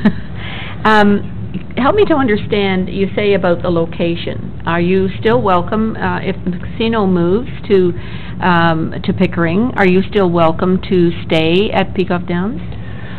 Yes, so the unknown there is the additional operational funding that it'll take to support the entire facility without the slots there.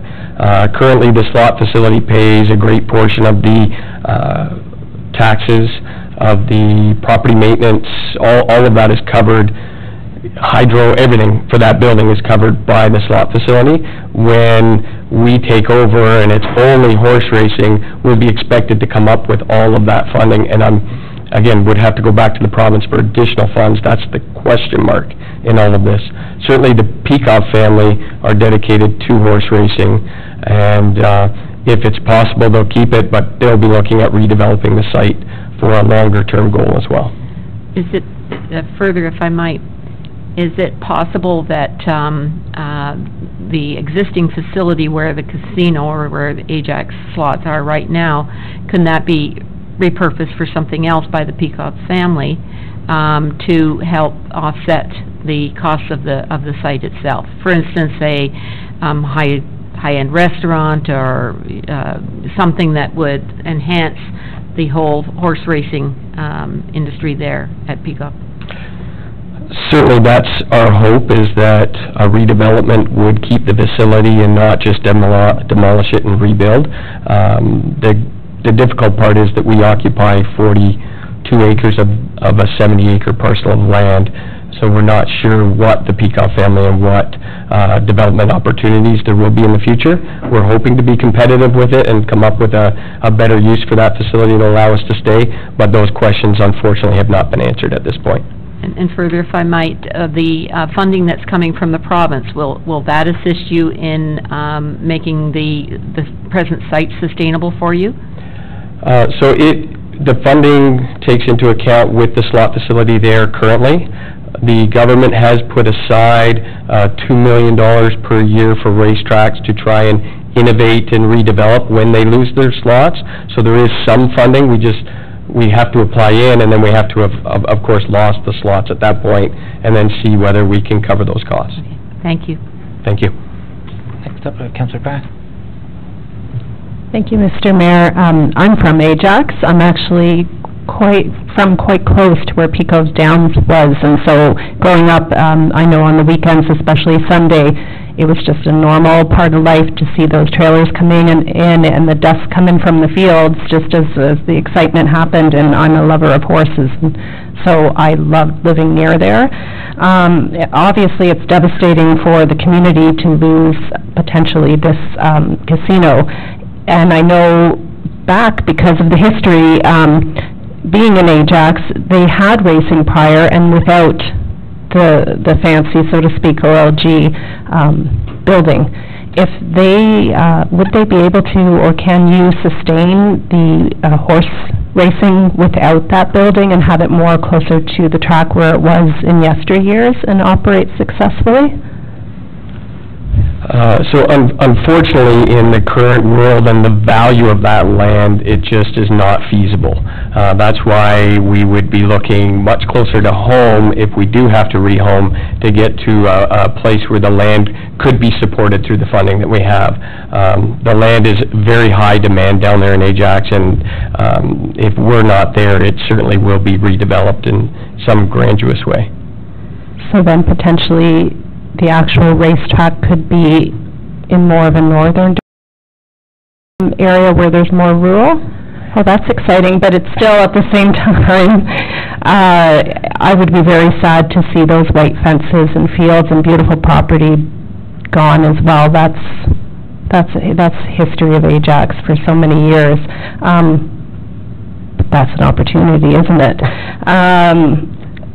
Thank you. If whatever we can do to support the industry, I know there's many breeding farms as well up here, and you know it's the domino effect. You think something in a neighboring town doesn't affect us, it absolutely affects us.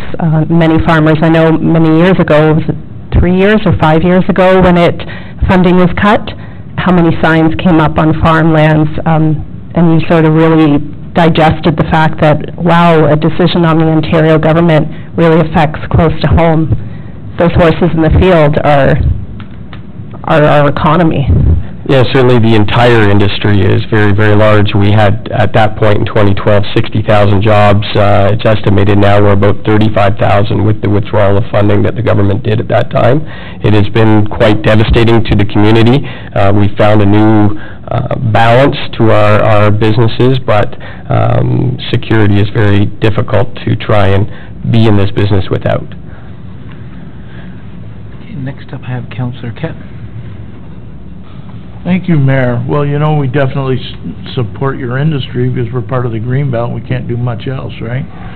But I didn't see a lot of tears flowing when Ajax got the slots and we lost $700,000 or $800,000 a year from our income because of the loss to the slots. So it's kind of a double-edged sword when I look at what happened to us and that. So, but definitely, I support the quarter horses and the industry. Thank you. Councillor Guido. Thank you, Mr. Mayor. Councillor Drew had asked my question about the funding, so I'll just ask, what months are the actual racing? Is it like a spring to fall? Is that? So we start opening day is Mother's Day, the first Sunday in May, and we race through to the last Sunday in October. Okay, wonderful, and yes, North Durham is always a good home for horses. Thank you. Any other questions from council? So I have moved here by Councillor Guido, seconded by Councillor Drew, that the deputation by Bob Rodstock regarding quarter horse racing be received, that the quarter horse racing industry is an important part of the rural economy in Scugog, and that the Township of Scugog supports the quarter horse racing industry and related businesses in Scugog. So it's supportive. Just before we get to the, so before I go to questions on the motion, just my error in the previous ones, we need 2/3 to pass the motion. We don't need to suspend the rules for introducing the motion. So, Councillor Kett, did you have a question on the motion? On the motion. Yes, Mayor, on the motion, you say related businesses. Are we saying that we support the casino? So the absolutely, 100%. Both are in Scugog, so we're just supporting what we can support within our boundaries. So. Thank you. Any other questions on that? Seeing none, all those in favor? Carried.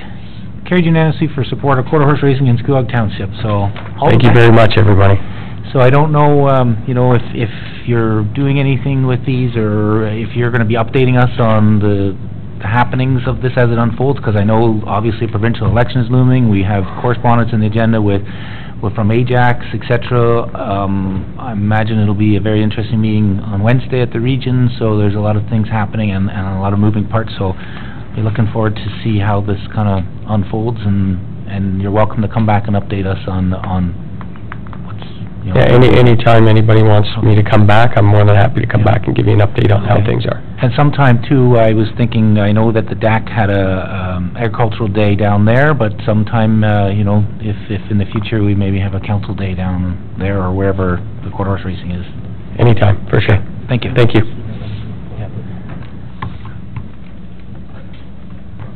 So just to update, you'll receive the letter from the clerk too, the support letter, so. Okay, thanks, Mr. Brown. Have a long drive home. Yeah, not too far. Thanks. Okay, don't even know where. Next up, we have consent agenda. This has not floated around except for just the items that we've dealt with. There's one item that is currently pulled on here, which is the temporary public washroom directional signage. Other pulls, please. Councillor Guido.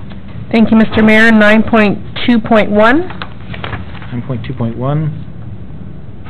Okay. Any others? Councillor Guido, any more? Oh, I'm sorry, no. Thank you. Councillor Kett? 9.2.2. Any more? 9.3.3. 9.3.6. Okay. Just so I know, you're pulling those correspondence because they're set up for receipt for information if we don't pull them? Okay. All right, any other pulls? Rest of council? All right.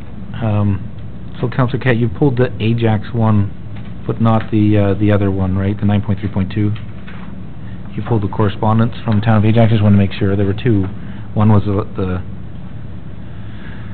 9.3.2, which is the quarter horse racing, and the other one was... 9.3.3. Yep, which is the land needs assessment, and then the Town of Ajax correspondence, or pre-Ajax Casino. Thank you, Mayor. Actually, the 9.3.6, I basically made my comments. So you don't want to pull that one anymore?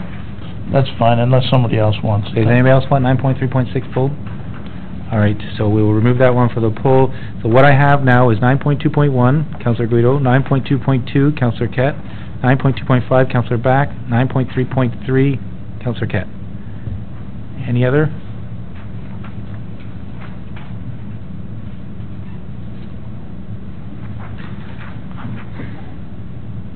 Okay.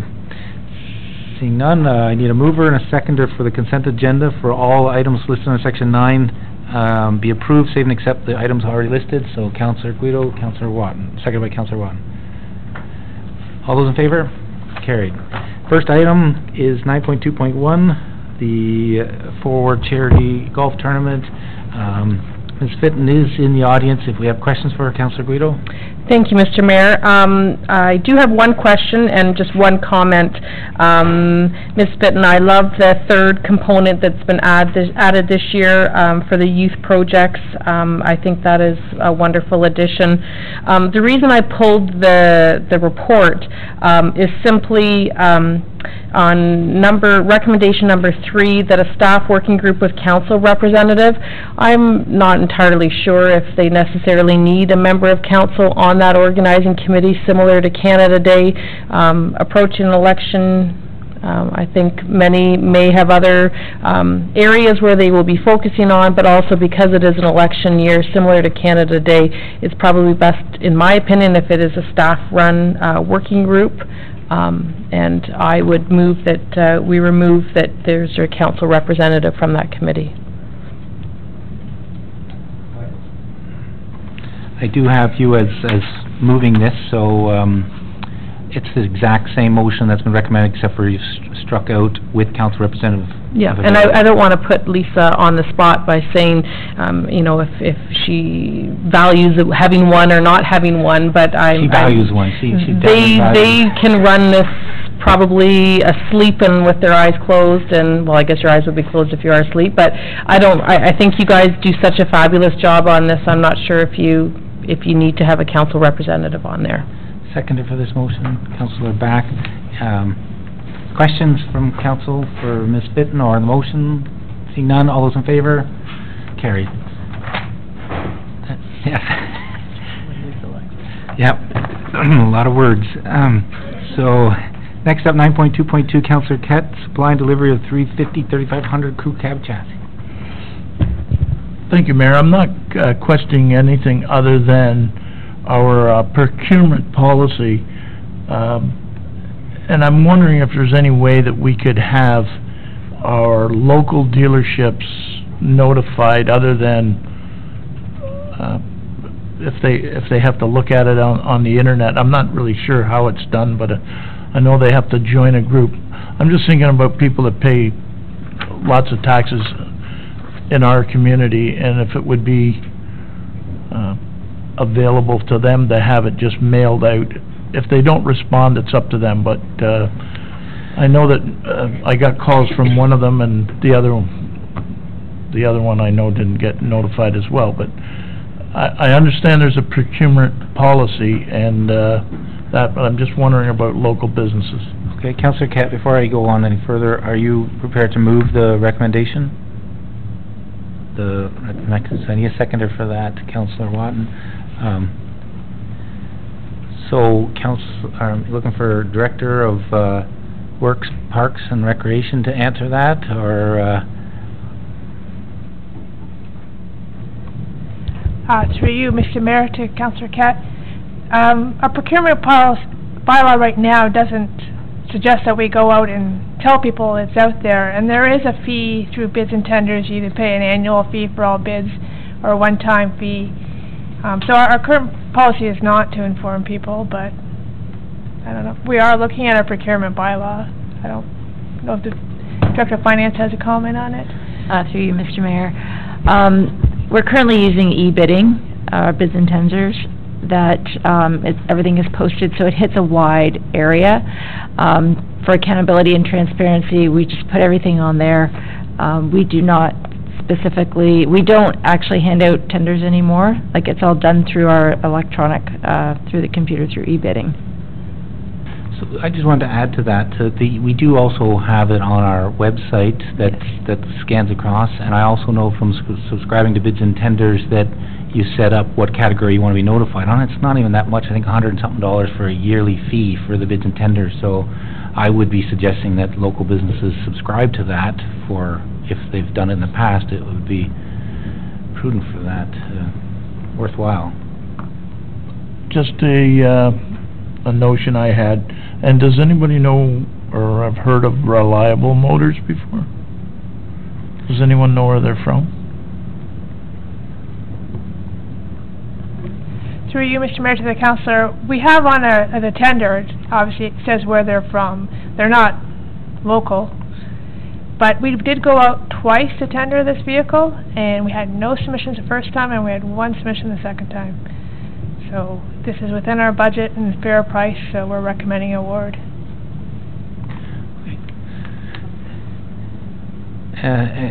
So when the procurement policy is coming forward, I don't know if there's other municipalities that do have other reach-out mechanisms or not, that would be looked at that time, right?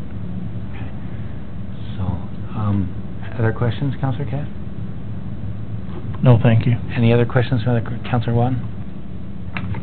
It's actually not a question, but it would be a concern that if we did have a reaching out portion to it, that we could get ourselves into equally as much trouble if we missed anyone. So if we are refining our procurement policy, I would just direct staff to make sure they keep that in mind as well. Any other councillors? Okay, all those in favor? Carried. Next item that was pulled was Councillor Backlund, 9.2.5, the washroom directional signs. Thank you. And so it goes with regard to the second point of the recommendation with regards to temporary public washroom signs. And on page 55, where it shows the signs and all the different listings, and it states in here that they will be easily read, but to me it looks a little cluttered, and I'm wondering how easily read that would be from someone maybe that doesn't need corrective eyeglasses, but perhaps people with vision challenges. I don't know if it's possible that where the sign is, if really the one or two closest facilities to that particular location of sign could be listed instead of having 5 locations as wherever they are putting out. If that could be a suggestion. And also, why are they temporary? If we're going to spend the money to have these, what's going to be replacing it? Like if we have a Wayfind, a larger sign, I think these still would be beneficial to have solely as a washroom. I know when you have a young child or if you're pregnant or whatnot and you need facilities, you want to find the sign and that's where you need to go. You don't want to be looking through a larger Wayfind to look where the washrooms are indexed and then look for a map. So I don't know if number 2 could be changed with permanent public washroom directional signs, and if I guess Councillor Guido, could these, you were on this working group or task force, is it possible to have just 1 or 2 locations on each sign closest to where that particular location is? Mr. Allure, first just to respond on the first question. Thank you, Mr. Mayor. Just with respect to a couple of those, these did come out of EdTAC and the Tourism Working Group. So with respect to the first question on size, Ms. Cornish did do mock-ups of these at the actual size. So the one with the writing with the locations is 12 by 16 and a bit, so a little bit bigger. And the other one just with accessibility sign is 12 by 12. The mock-ups are legible, I think fully legible. It seems small on this report, but the committee did look at that and felt they were appropriate in size. Then with respect to the temporary nature, the reason they're classified as temporary has to do with the wayfinding strategy that will be undertaken or will be recommended to EdTAC and the Tourism Working Group. The community tourism strategy that Council will be looking at April 23rd, I believe, actually. One of the action items in that community tourism strategy is for Central Counties to undertake a wayfinding strategy for the township and in the downtown. That wayfinding strategy will probably take a year, and then there's implementation. It may result in a change to the look and feel of these signs.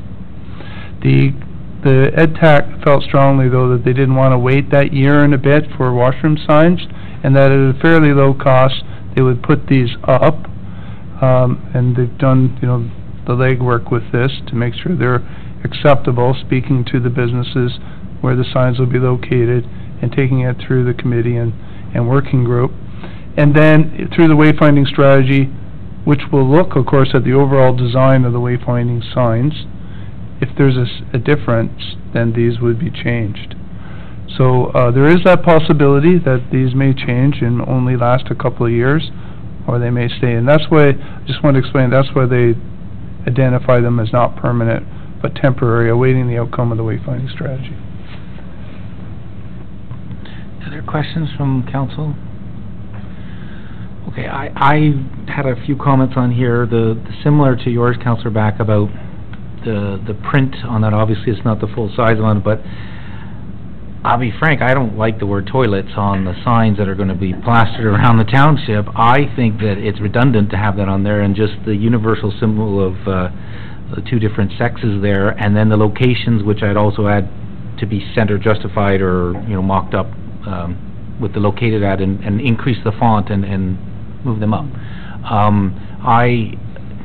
They're temporary, so I know that there was discussion about, heard there was discussion about word washrooms or toilets. I wasn't there, but to me, it's something that I would rather support, that we remove the word toilets and increase the locations on those signs. Councillor Guido, who is a member there, I don't know if I'm going to... I can speak to the word toilet versus washroom discussion, and as can Councillor Watton. And yes, toilet is a difficult word for many to see, say, and have in our township, though the idea behind this, and it was discussed at both EdTAC and Tourism Subcommittee and back at EdTAC, the idea is that the word washroom and restroom isn't necessarily a word known to internationally. Our local residents understand and know where to find washrooms, restrooms, wherever, but these are for visitors to the community. Most people that are residents know where our public washrooms are, or should know where our public washrooms are, or could easily locate one. So that's why the word toilet was added there, as it's more universally recognized. Having said that, I've never been in favor of the word toilets for the same reason most people don't easily use that word, the symbols are also universal outside of using a word on there, but that's kind of the history. It has been discussed at great detail. We haven't discussed it here, though. No, we have not discussed washroom versus toilet. So I made my opinion known, so now Councillor Catt. Thank you, Mayor. There's been a lot of discussion at the EdTAC committee about toilet, and I completely agree that since we don't even have a hotel, we shouldn't have to worry about a lot of international visitors. But I don't like it. Anybody that I speak with doesn't really like it, and it would give room for larger letters for the rest of it. But, I'm just a pawn in the game of washroom signs. Councillor Back, actually, I just want to go to Councillor Watton first, and then I'll come back to Councillor Back. Well, I concur with Councillor Guido that there was much discussion, twice at EdTech and once at the tourism, and I would suggest that we are looking at being a tourism town. And to me, I mean, whether we put it on or not, I think toilets is the word to use. Whether I like it or not is besides the point. We want to encourage tourism. The whole point in creating a subcommittee for tourism and all the things that are behind all of that, I think we would be short-sighted if we don't consider the international wording and things like that. So that's my point on that. I didn't realize that the wording on the bottom, but before I would judge that, I'd like to see the mock-up of it at the full size to determine if it is indeed a concern for those that might not have as good a sight as others. Okay, Councillor Drew, and then I'll go to Councillor Back. Thank you. Yeah, I don't like the word either, but I have to go by what is universally accepted. I get the argument, and I can live with it. There was a suggestion that we just put the locations that are closest to where the sign is. My only concern about that would be, would it be an additional cost to have every sign differently, different wording on every sign? So, when we see the mock-up, or I'm assuming that, a number of people have already seen the mock-up, and if it's legible, I think that's fine. Thanks. Okay, Councillor Back. Not to be a devil's advocate, but I've traveled extensively throughout the world, and I've never seen toilets. What I've seen is W/C, wash closet. That to me is the international terminology for a washroom facility. So if you were to if this is going to be deemed for tourists, and perhaps people with English is not their first language, universally, W/C with these symbols of the lady and the gentleman are actually, to me, the international, and I think a little bit more palatable than toilets. I know the last term of council had a discussion on goose droppings, and here we are speaking about toilets. It'll be the highlight of our term. I would suggest W/C with the two symbols, and with those combined internationally, would know that those are bathroom facilities instead of the word toilet. Any other comments from council? Just was looking up here.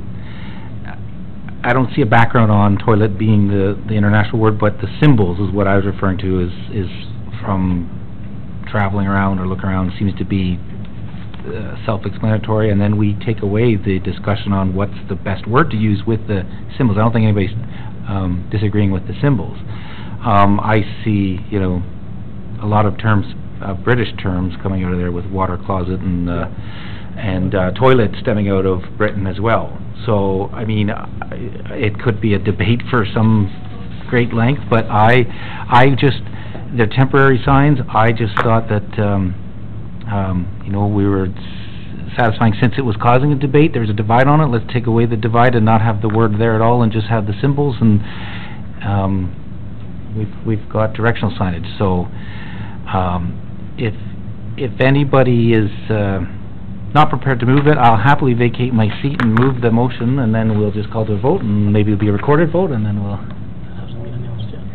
So my recommended motion here was the exact same, that the report comes to 18029, temporary public wash and directional signs in downtown Port Perry be received, and that the signs be changed to remove the word toilets and increase the center, justify the font of the locations on each sign, and then the rest is the same, and that the installation of temporary public washrooms, directional signs, washrooms, be purchased, installed, and indicated in the attached report as amended. So,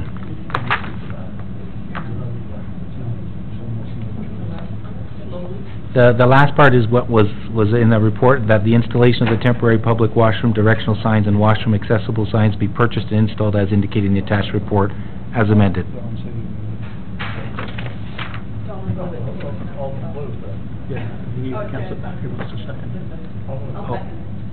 So Councillor Kett, you're moving it? Okay, and Councillor Back, you're seconding? Pardon? Did you have, something, since you're the mover of the motion, did you want to add anything to this? Okay, no, so, yes, there's a lot of other terminology we don't want to get into in a council meeting, so let's, questions on this. I know that we've talked about it, but now that this is formally on the floor, the motion, concerns have been expressed. Councillor Kett? One comment. We need to get these signs as quickly as possible, so they can still move ahead if we vote against the toilet. Yeah. Okay, so you're not voting, with this motion, you're voting against the toilet, you're making an amended, or this is the motion? Yes. So just to clarify that, the signs be changed to remove the words toilet and increase the center, justify the font of the location on each sign. That was the only change, or the addition to the motion that was before us. Everybody clear on the motion? All those in favor? What, Councillor Kett? No, you're put forward the motion, the other one was put forward. Okay. This is the motion. All right, all those in favor? Carried. Next item on the business is the proposed methodology for the land needs assessment. Councillor Kett? Yes, I have a couple. Thank you, Mayor. I have a couple of questions. Oh, sorry, before we move on, you moving the recommended motion, or are you putting forward a different motion? Or is this actually just information? This is just to receive for information? 9.3.3, so it is set to be received. You may, I had a note here too, you may want to formalize it, receive and refer to staff, but for consideration. I don't know if you're receiving it or receiving it and referring it to staff. No, I want to speak on it. Well, you put a motion forward, though. Done. What do you want me to? Referring it to, are you receiving the information and referring it to staff? No, I just want to speak on it. We have to do something. Councillor Drew is moving the motion to receive and refer to staff for consideration. Any seconder for that? You know, look on this side of the room until I get... Councillor Kett seconded it. So, Councillor Drew, did you want to speak to your motion? Only that I did bring this up at my last regional report. I did have the report with me. Staff has it, and if I remember correctly, and correct me if I'm wrong, staff, but I think all municipalities were asked for their input on this subject. So I don't have the report with me now, but staff, you do have the report, I believe. Yeah. Through you, Mr. Mayor, to the councillor, yes, we do have the report from the Region of Durham. And it's my understanding, this is a long process, and there will be input and stuff coming back through council. Is that my understanding? That Through you, Mr. Mayor, to the councillor, yes, it is an extremely long process. It's a municipal comprehensive review that's being initiated by the Region of Durham as well as the other regional municipalities that are affected by the growth plan. The area municipalities in the Region of Durham will be working closely with the Region of Durham in terms of working through this land use methodology. As outlined in the regional report, there are a number of outstanding issues that have to be dealt with by the province. We're still awaiting that additional information, and once we receive that information and clarification, we'll be working with the region. Okay, Councillor Kett. Thank you, Mayor. I've just got a number of questions on this here. This report was circulated to all the municipalities, and it was due in February. I'm just wondering why this is a process that we follow rather than going to the lower tier municipalities first before they submit anything to the Ontario government. It seems to me that this whole process is backwards, that they should get our comments first and then report what we think rather than they report what we maybe think. So that's my point there, because I know that we're disadvantaged by the Greenbelt being 30% of Ontario's Greenbelt, so in the Durham region. So what I'm saying is, why wouldn't they go to the municipalities so that they can voice their opinions before the region has to submit anything? Through you, Mr. Mayor, to the councillor. Schedule 3 in the growth plan identifies projected population and employment figures for the various regions and upper tier municipalities. So in Schedule 3, the region of Durham has been allocated X number of population and employment, or number of jobs. The region, as part of their municipal comprehensive review, is supposed to initiate that process through the land needs assessment. They allocate certain population and employment figures to the lower tier municipalities. And then the lower tier municipalities, through their municipal comprehensive review, are responsible for allocating those figures within employment areas and the community areas for residential development. I appreciate that immensely, Director, but the fact that I'm saying right now is, number one, I don't even know where we fit into the Ontario Golden Horseshoe with the size of Greenbelt we have. So I'm wondering why these comments weren't made to Ontario first before they went into their studies, and then maybe we could have saved a step, right? And the other question I have is Scugog a heritage site or heritage area? Yeah, natural heritage area. I just can't read.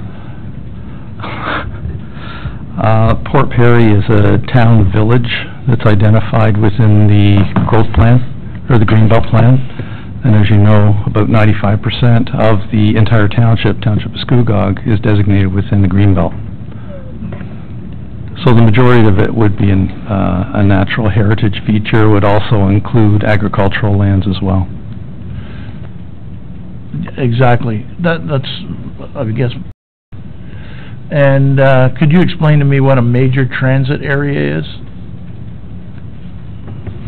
Through you, Mr. Mayor, to the councillor, the township of Scugog doesn't have a major transit area. It would be a major GO facilities, such as located in Pickering and in Ajax and in Oshawa. And the new one in Clarington? Yes. I think they left out Brock, Uxbridge, and Scugog. And how do we, in the report here, how do we measure jobs by the hectare in Scugog?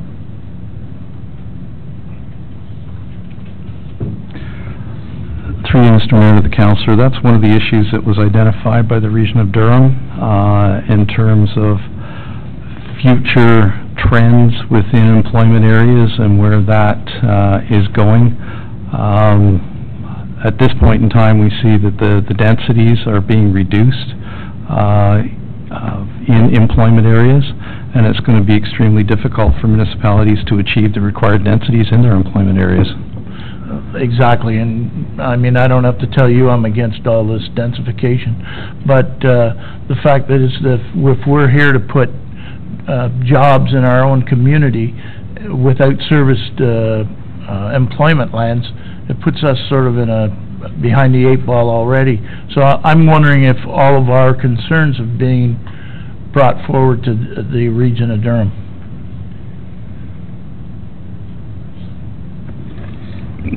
Through you, Mr. Mayor, to the councillor, yes, we will be providing those concerns to the region of Durham once we initiate or become involved in this process under the municipal comprehensive review of the regional plan.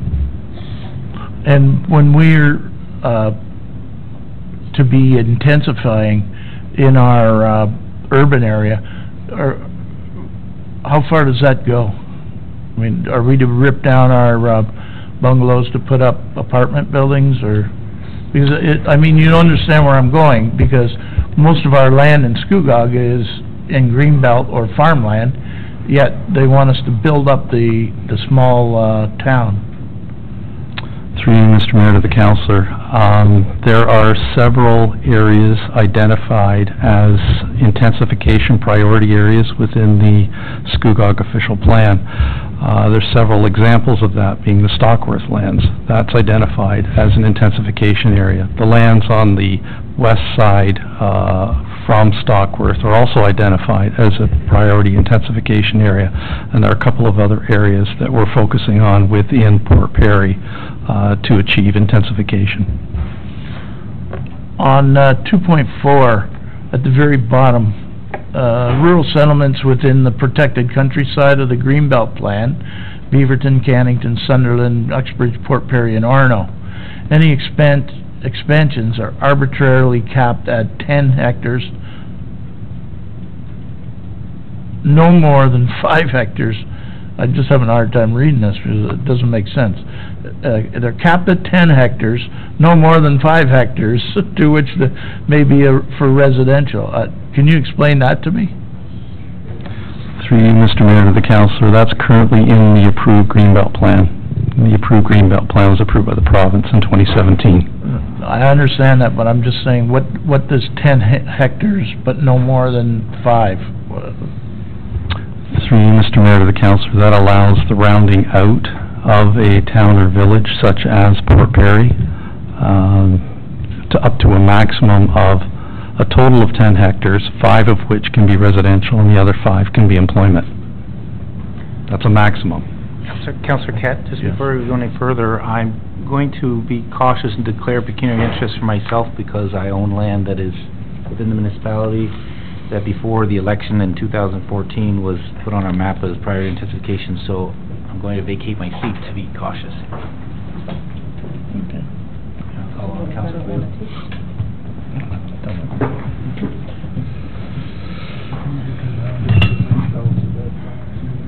Pardon me? Yeah. No, I don't, what I wasn't getting was the fact that it said, 10, no more than 5. It just didn't matter.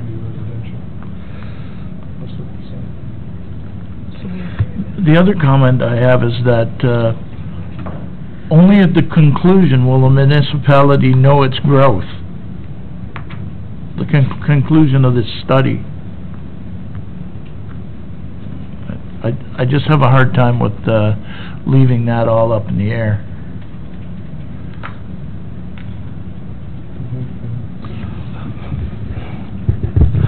Through you, Madam Chair, through to the councillor, municipalities are required to go through the process and identify what their land needs are based on the forecasts that are outlined in the growth plan. So that analysis has to be undertaken prior to determining whether we've got sufficient lands to accommodate that forecasted growth. Yeah, I understand the provincial policy. I'm just wondering why, being part of Durham Region is handcuffing us because we're so much greenbelt, whereas our neighbors aren't, and they don't have to go with this policy, although they have everything the same as us, yet they don't have to go by provincial policy. I guess basically what I'm saying on that is, we have all these policy restrictions that you're very well aware of, but we're just a farming community with 95% greenbelt.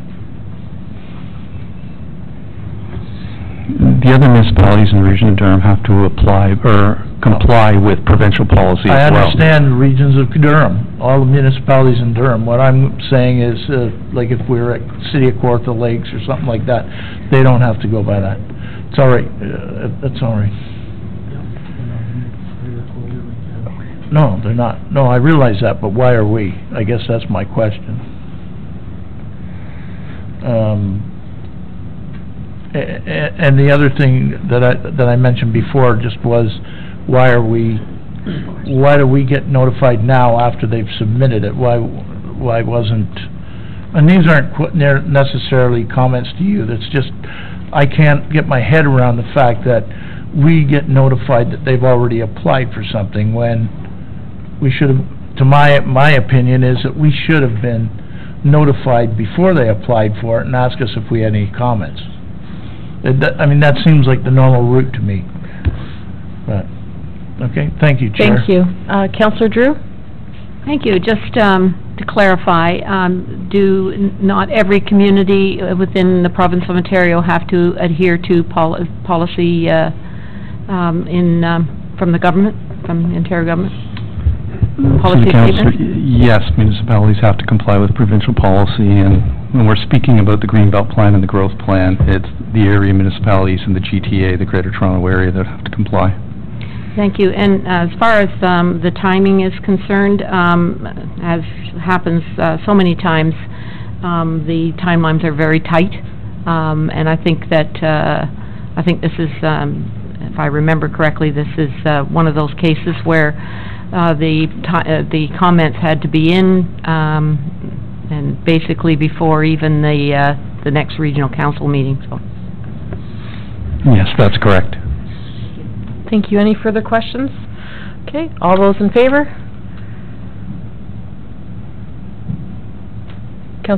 All those in favor? Carried. Sorry. See any hands over there except for you.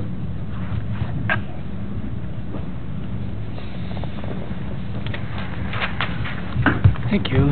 So now we are at the,